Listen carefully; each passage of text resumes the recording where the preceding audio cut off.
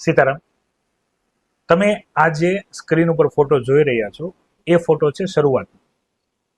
જગ્યા કહી દઉં, આ જગ્યા છે કાકલોતર પરિવારનું સ્નેહ મિલન, કે જ્યારે માનવ મનની શરૂઆત હતી અને અમે લોકોની રાહ જોઈ રહ્યા હતા. સભાસદ ફી પણ સામાન્ય હતી, પણ વ્યવસ્થા હજી શરૂઆતમાં હતી, ત્યારે કોઈ હતું નહીં. અને એક આજનો દિવસ છે કે જ્યારે મને અને રાકેશભાઈને અડધું ગુજરાત એટલે કે અતિશયોક્તિ નહીં, પણ દક્ષિણ ગુજરાત આખું, સૌરાષ્ટ્ર વાળો અમુક વિસ્તાર, બેને ભેગા થઈને અડધું ગુજરાત અમને મળવા માંગે છે. અને અમે નિયમિત રૂપથી એમને મળવા જઈએ પણ છીએ. કોલ આવતા હોય છે એટલે ખ્યાલ આવતો હોય છે. તો આ માહિતી તમને દેખાડવાનું કારણ છે શું?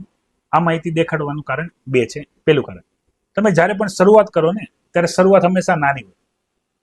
પછી તમે જુઓ સફળતા મળે એટલે લોકો તમારી સાથે જોડાતા જશે, પણ શરૂઆત હંમેશા નાની હોય છે. કોઈ પણ બાબતની શરૂઆત તમે કરો ને, શરૂઆત હંમેશા નાની હોય છે. અને શરૂઆતથી ડરવાનું નહીં. ભલે તમારી સાથે ટોળું હોય કે ના હોય, તમે તમારી શરૂઆત નાની છે એને ચાલુ રાખશો તો એક સમય એવું થઈ જશે કે લોકોને તમારી સાથે જોડાતા વાર લાગશે નહીં, તમને સફળતા મળતા વાર લાગશે નહીં, લોકો તમને મળવા આવશે. ભલે પહેલા તમે શરૂઆતમાં લોકોને મળવા માટે ઘણી બધી મહેનત કરતા હો. અને બીજી બાબત, ઘણીવાર લોકો અમને મળતા હોય છે ત્યારે અમને એવું જણાવતા હોય છે કે તમારે તો બહુ સારું, તમારે તો ઓફિસમાં બેસવાનું.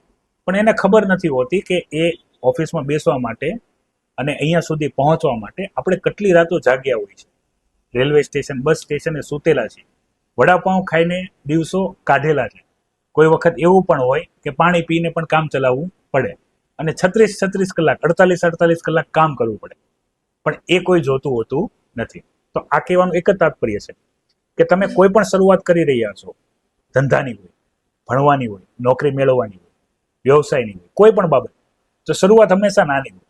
હા, પણ શરૂઆત કર્યા બાદ તમારા પ્રયત્ન, ડિસિપ્લિનથી દરરોજ ડેલી ચાલુ રાખજો, સફળતા જરૂર મળશે. જય હિન્દ.